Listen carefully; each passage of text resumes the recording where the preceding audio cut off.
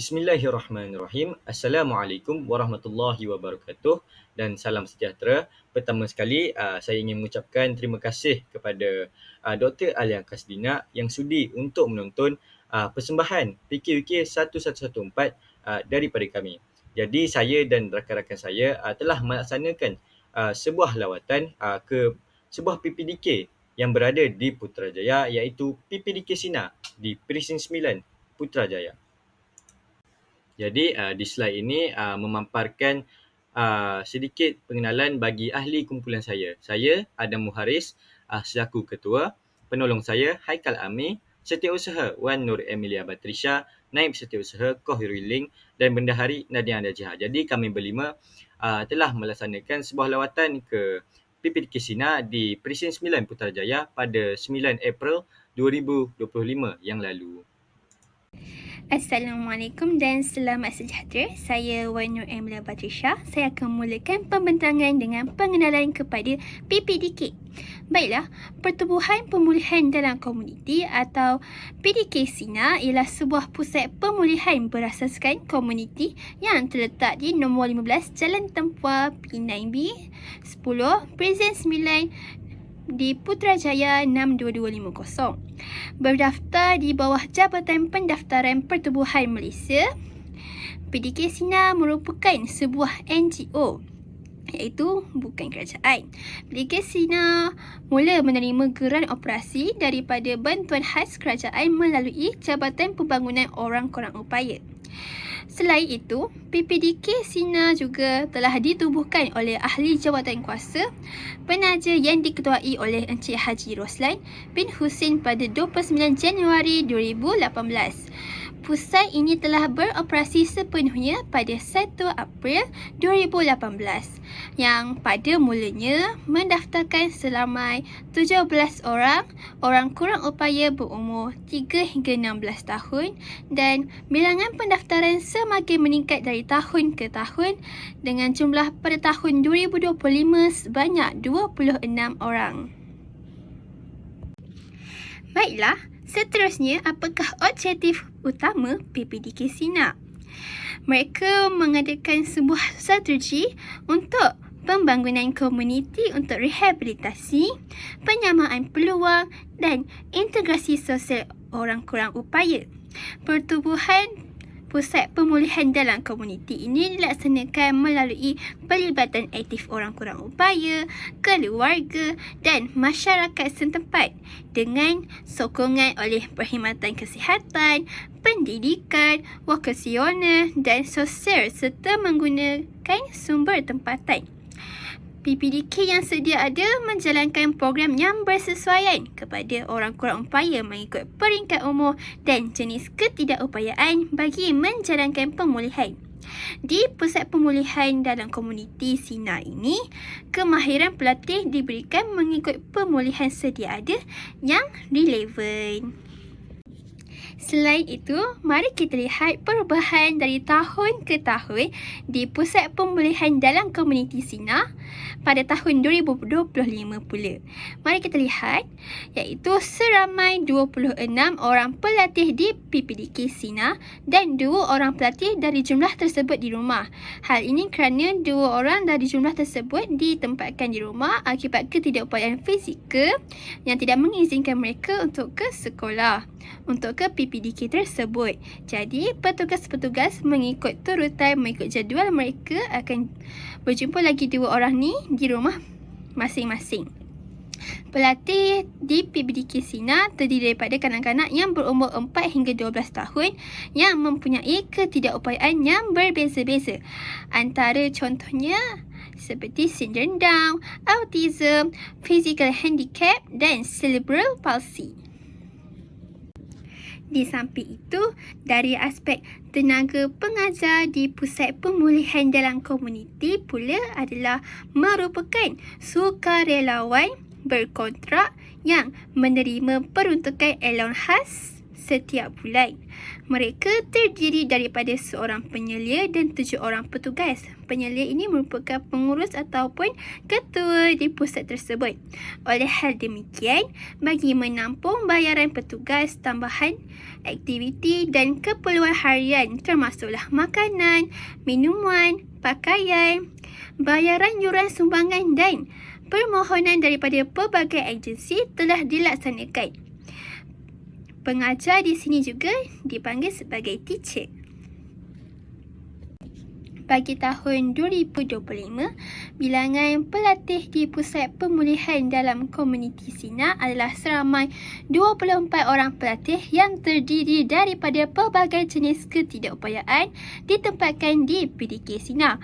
Manakala lagi 2 orang pelatih ditempatkan di rumah menjadikan keseluruhan jumlah pelatih kepada 26 orang. Berdasarkan jadual yang telah saya tunjukkan di dalam slide tersebut, jumlah majoriti yang paling ramai di PDK Sina adalah autism dan menjadikan keseluruhan jumlah kepada 26 orang, termasuklah 2 orang yang ditempatkan di rumah yang mengalami ketidakupayaan fizikal iaitu cerebral palsy dan juga physical handicap.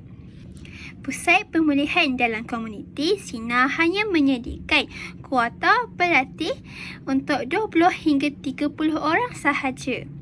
Manakala tenaga pengajar Pusat Pemulihan dalam Komuniti Sina terdiri daripada seorang penyelia iaitu ketua, pengurus dan 7 orang petugas yang dipanggil sebagai teacher, di mana nisbah seorang petugas ialah 1:5 pelatih sahaja. Untuk petugas mengajar, nisbah kanak-kanak tersebut hanyalah 1:5 pelatih sahaja, tidak boleh lebih kerana memerlukan bantuan yang banyak.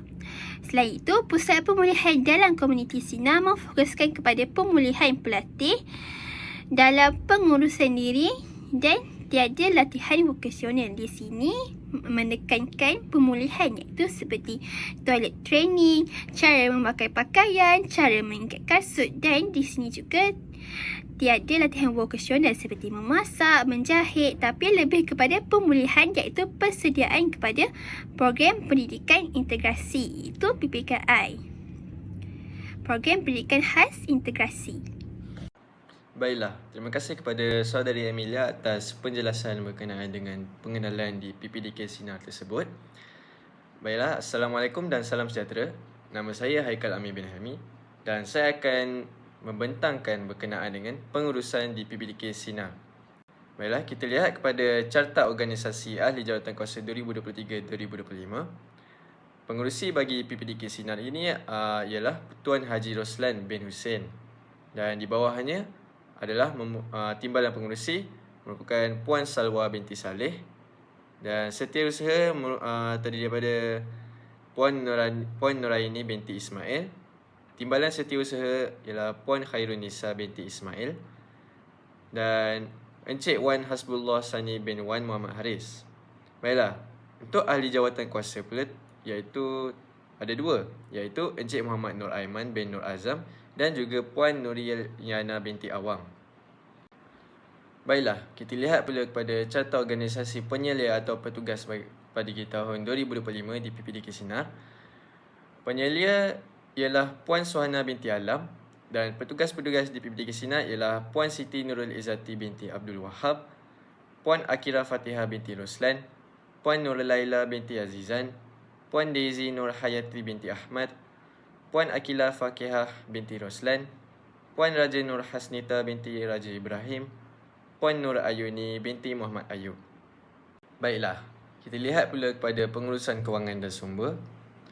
Antara sumber kewangan yang diperoleh daripada PPDK Sinar ialah melalui yuran ahli pertubuhan iaitu sebanyak RM100 tahunan. Selain itu, PPDK Sinar juga telah memperoleh dana daripada gerakan JKM iaitu Jabatan Kebajikan Masyarakat, sumbangan ibu bapa atau waris, komuniti setempat, agensi kerajaan dan bukan kerajaan, NGO serta orang perseorangan. Baiklah, bagi allowance khas OKU dibayar pada pelatih di PPDK Sinar telah memperoleh RM300 sebulan dengan syarat hadir 8 kali dalam sebulan. Selain itu, dilihat pula kepada bantuan dana dan peralatan yang telah diperoleh daripada PPDK Sinar pada tahun 2025 ini. Perbadanan Putrajaya telah memberi dana peralatan dan juga sumber program tambahan kepada PPDK Sinar. Bagi klinik kesihatan kanak-kanak, mereka telah menganjurkan program karnival kesihatan untuk kanak-kanak di PPDK Sinar. Bagi jabatan kerajaan seperti Pejabat Hal Ehwal Agama, mereka telah memberi sumber pendapatan kepada guru-guru di PPDK Sinar. Dan yang terakhir adalah yuran sumbangan daripada ibu bapa untuk aktiviti, makanan, minum dan juga pembangunan di PPDK Sinar. Dan perkara-perkara ini telah membantu mengembangkan lagi PPDK Sinar Putrajaya. Seterusnya kita lihat kepada pengurusan makanan harian. PPDK Sinar mempunyai menu makanan harian yang seimbang dan sihat setiap minggu agar pelatih mendapat nutrisi yang secukupnya. Seperti yang kita dapat lihat, menu-menu makanan pada tahun 2025 tersebut telah menyediakan makanan yang sihat dan berkhasiat seperti buah-buahan dan makanan yang penuh dengan nutrien. Sebagai contoh yang saya dapat berikan, pada hari Isnin pada minggu 1, kanak-kanak di PPDK tersebut akan makan nasi ayam dan pisang. Dan pada minggu kedua, kanak-kanak tersebut akan makan nasi putih ayam masak kicap dan juga sup pucuk tahu serta apple. Dan digantikan dengan hari-hari yang seterusnya sehinggalah selesai sebulan tersebut. Jadi, ini akan membantu meningkatkan pertumbuhan dan perkembangan kanak-kanak tersebut dari segi kognitif, fizikal dan juga mental. Baiklah, yang terakhir ialah pengurusan pelatih. Pelatih-pelatih di PPDK Sinar diasingkan kepada 3 kelas. Kelas pertama, kanak-kanak yang mempunyai masalah pembelajaran yang berfungsi rendah ataupun low function. Kelas kedua, kanak-kanak yang mempunyai masalah pembelajaran yang berfungsi tinggi atau high function. Dan kelas ketiga, kanak-kanak yang mempunyai masalah fizikal seperti cerebral palsy. Kelas-kelas ini diasingkan adalah bertujuan untuk memberi intervensi kepada kanak-kanak tersebut mengikut kategori-kategori mereka. Yang kedua ialah menyediakan aktiviti yang relevan atau sesuai mengikut kanak-kanak tersebut. Seperti pada kelas low function, guru-guru di PPDK akan menyediakan permainan seperti permainan berkuda ataupun berenang untuk kanak-kanak low function ini, kerana kanak-kanak low function kebiasaannya mempunyai sikap yang lebih hyper yang menyebabkan kanak-kanak ini tidak dapat duduk diam. Dan akhir sekali, mewujudkan persekitaran yang kondusif. Hal ini kerana dengan mengasingkan kanak-kanak tersebut, perkara ini dapat membantu mewujudkan suasana pembelajaran yang lebih tidak mengganggu perkembangan kanak-kanak ini, dan ini juga akan membantu mengubah tingkah laku kanak-kanak tersebut dengan lebih mudah. Itu sahaja daripada saya. Saya akan serahkan pembentangan seterusnya kepada saudara Adam Muharis bagi menerangkan berkenaan dengan syarat-syarat kemasukan ke PDK. Sekian, terima kasih. Jadi kita telah mendengar tentang pengurusan-pengurusan di PPDK Sinar. Jadi kini kita bergerak kepada syarat-syarat kemasukan ke PPDK Sinar. Jadi apakah syarat-syarat yang perlu dipenuhi oleh pelatih untuk layak bagi mereka mendaftar ke PPDK Sinar? Jadi kita pergi kepada yang pertama, iaitu ibu bapa atau penjaga pelatih tersebut boleh membuat permohonan kemasukan melalui Pertubuhan Kebajikan Sukarela PSK yang mengendalikan PDK berhampiran tempat kediaman. Jadi apabila mereka berjumpa dengan PSK, antara tujuan berjumpa dengan PSK ialah untuk melakukan permohonan awal, melakukan penilaian awal, setelah itu melakukan pengisian borang dokumen sokongan dan memilih PDK. Khususnya jika ingin PDK Sina, ibu bapa tersebut boleh memilih PDK Sina untuk mendaftar anak mereka. Jadi itulah antara sebab-sebab mengapa ibu bapa perlu melalui pertubuhan kebajikan sukarela bagi memohon kemasukan anak mereka ke PDK Sina. Okey, jadi kita pergi yang kedua, iaitu pelatih tersebut perlulah mempunyai kad OKU yang mendaftar. Jadi jika seseorang pelatih tersebut tidak mempunyai kad OKU yang berdaftar, jadi dia automatik tidak layak untuk mendaftar ke PPDK Sina. Jadi syarat ini bukan sahaja digunakan oleh PPDK Sina, malahan dia juga perlukan kad OKU untuk mendaftar ke PPDK yang lain. Okey, jadi kita pergi yang ketiga. Apakah kemasukan ke PPDK Sina tiada had umur, tetapi PPDK Sina hanya mempunyai had hingga 30 orang sahaja. Jadi ketika lawatan tersebut, kami telah bertanya kepada penyelia iaitu Puan Suhana berkenaan berapakah had umur, dan beliau telah menjawab bahawa PPDK Sina tidak mempunyai had umur untuk mengambil pelatih-pelatihnya. Akan tetapi mereka mempunyai had hingga 30 orang sahaja. Mengapa hal ini boleh berlaku? Kerana Puan Suhana menjelaskan bahawa di PPDK Sina hanya terdapat 7 orang pelatih sahaja. Jadi jika lebih dari 30 orang pelatih, maksud saya di PPDK Sina hanya mempunyai 7 orang pengajar sahaja. Jadi jika mempunyai lebih daripada 30 orang pelatih, nisbah yang sesuai untuk pengajar dan pelatih ialah 1 pengajar bagi 5 pelatih. Dan jika had ini dilanggar atau melebihi had 30 orang ini, maka nisbah tersebut tidaklah sesuai. Jadi akan adanya lambakan pelatih di PPDK Sina jika PPDK Sina mengambil lebih daripada 3 orang pelatih, kerana pengajar-pengajar di PPDK Sina hanya 7 orang sahaja. Okey, yang terakhir sekali, PPDK Sina cenderung untuk mengambil kanak-kanak kerana latihan di sini memfokuskan kepada pemulihan aktiviti harian untuk melayakkan mereka masuk ke PPKI. Jadi Puan Suhana juga telah menjelaskan bahawa di PPDK Sina mereka fokus kepada melatih pelatih-pelatih di PPDK Sina tentang cara menguruskan diri mereka, cara melakukan aktiviti-aktiviti harian. Okey, jadi hal ini dilakukan untuk melayakkan mereka masuk ke PPKI, dan tiada latihan konvensional di sini. Tiada latihan-latihan yang profesional seperti bertukang dan sebagainya. Dan PPDK Sina hanya fokus untuk melatih anak-anak ini dari segi motor kasar mereka, dari segi aktiviti harian mereka seperti makan baju, makan, pergi ke tandas dan sebagainya. Jadi inilah mengapa PPDK Sina lebih cenderung untuk mengambil kanak-kanak berbanding dengan orang dewasa. Walaupun di sini tiada had umur. Jadi itu saja. Assalamualaikum dan selamat sejahtera saya ucapkan. Saya Dania Najihah binti Daili dari kelas PPS 22. Saya ingin membentangkan latihan-latihan yang diadakan di PPDK Sina. Latihan dan aktiviti yang dilakukan di PPDK Sina ni ialah morning cycle, berkuda, berenang, rock climbing dan brisk walk.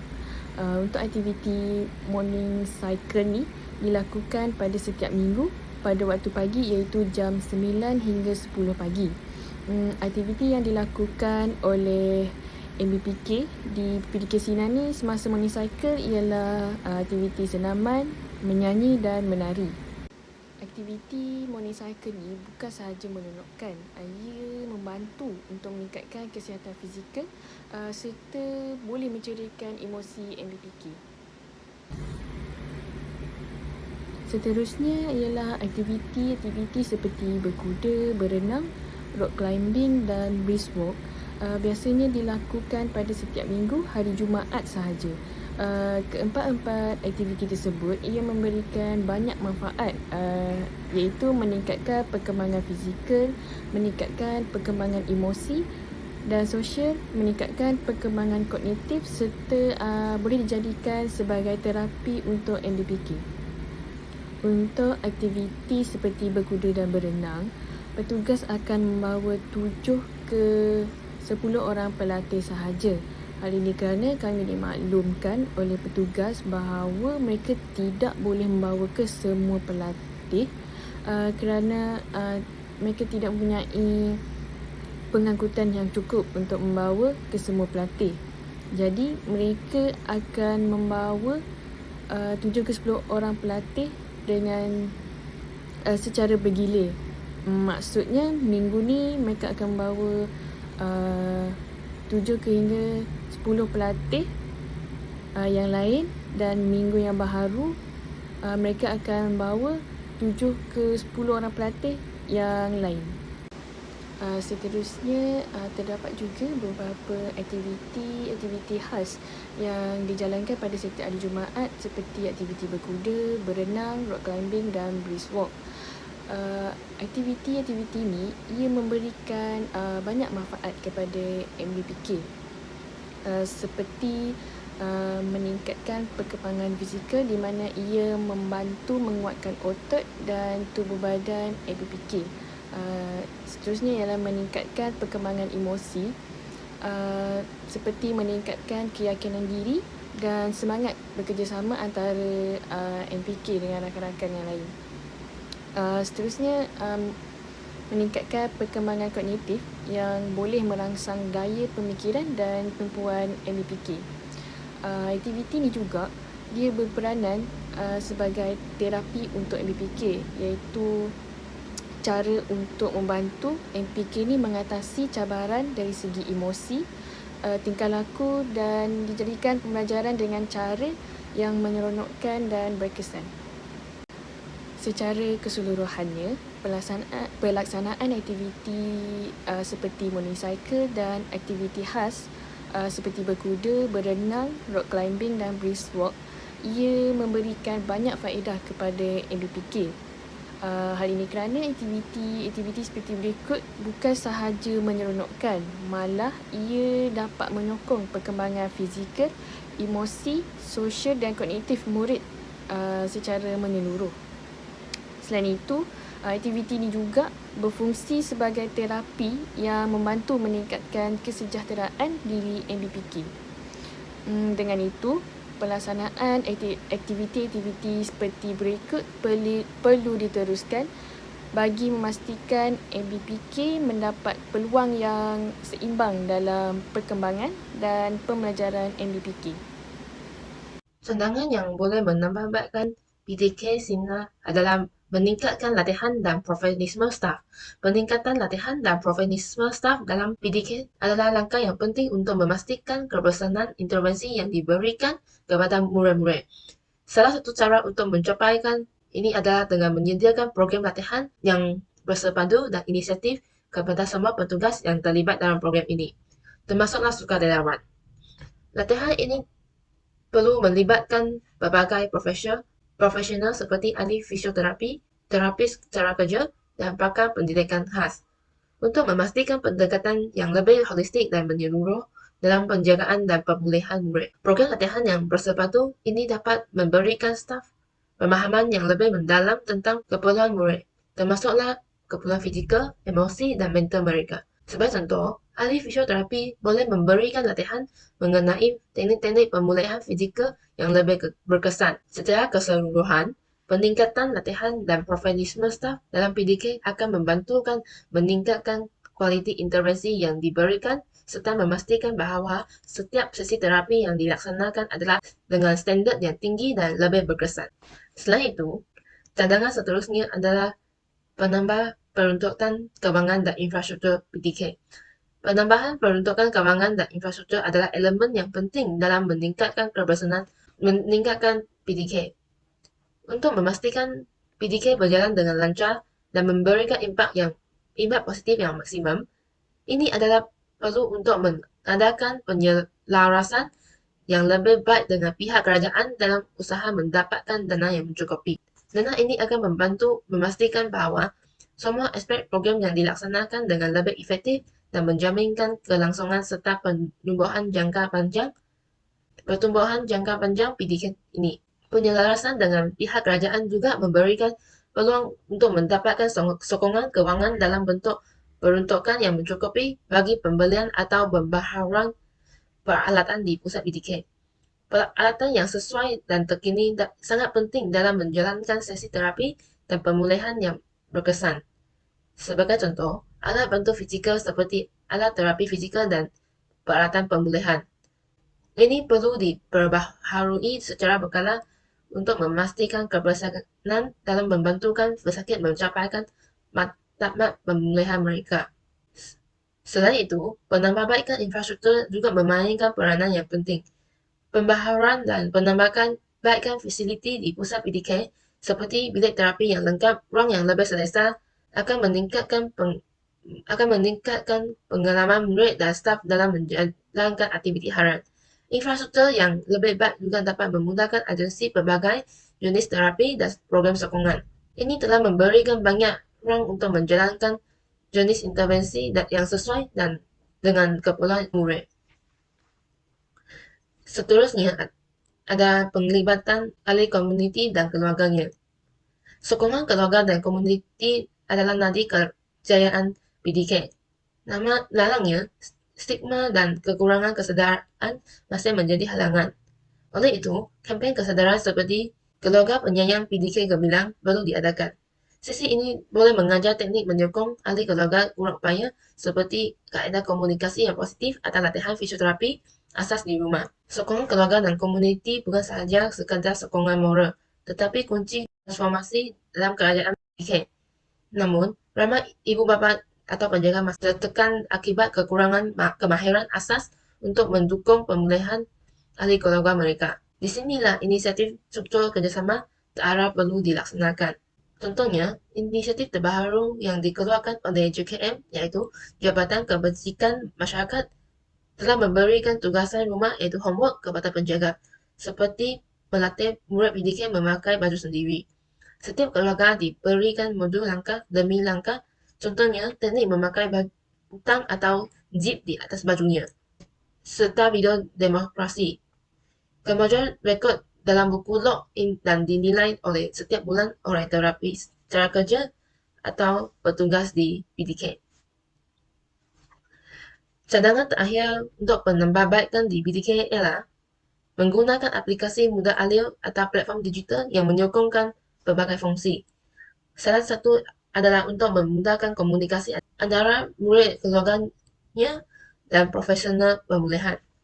Aplikasi mudah alih dapat menyediakan saluran komunikasi yang lebih pantas dan efisien. Ini boleh membantukan keluarga dan pesakit berhubung dengan profesional pada bila-bila masa, tanpa bertemu secara fizikal. Ini dapat mengurangkan kesukaran untuk berinteraksi bagi mereka yang berada di lokasi yang jauh atau mempunyai masalah mobility. Selain itu, aplikasi ini juga boleh digunakan untuk menguruskan jadual sesi terapi yang memudahkan murid untuk mengetahui tarikh dan waktu sesi terapi yang dijadualkan, serta memberikan peringatan bagi mengelakkan terlepas sebarang sesi. Boleh menggunakan platform ini untuk mengemaskinikan maklumat mengenai peningkatan murid, termasuklah rekod terapi, latihan atau ujian yang dilakukan. Dengan ini, ia memberikan peluang untuk memantau dan menilai perkembangan murid secara berkesan. Secara keseluruhan, teknologi yang memberi impak yang besar dalam meningkatkan keberkesanan accessibility PDK dengan menjalankan proses pemulihan yang lebih teratur, terpantau dan disesuaikan mengikut keperluan individu. Jadi, kini kita beralih kepada harapan PPDK Sina. Jadi, berdasarkan temu bual kami bersama Puan Suhana iaitu penyelia di PPDK Sina, beliau menyatakan bahawa PPDK Sina berharap untuk melahirkan lebih ramai lagi kanak-kanak di PPDK Sina yang layak untuk masuk ke PPKI. Selain itu juga, PPDK Sina juga berharap ibu bapa tidak berlepas tangan tentang tanggungjawab terhadap anak-anak mereka di rumah untuk memastikan perkembangan anak mereka yang optimum. Puan Suhana menjelaskan bahawa anak-anak mereka meluangkan lebih banyak masa di rumah berbanding di PPDK. Jadi ibu bapa tidak bolehlah berharap 100% bahawa hanya usaha daripada PPDK sahaja yang mampu melatih kemahiran-kemahiran anak-anak mereka.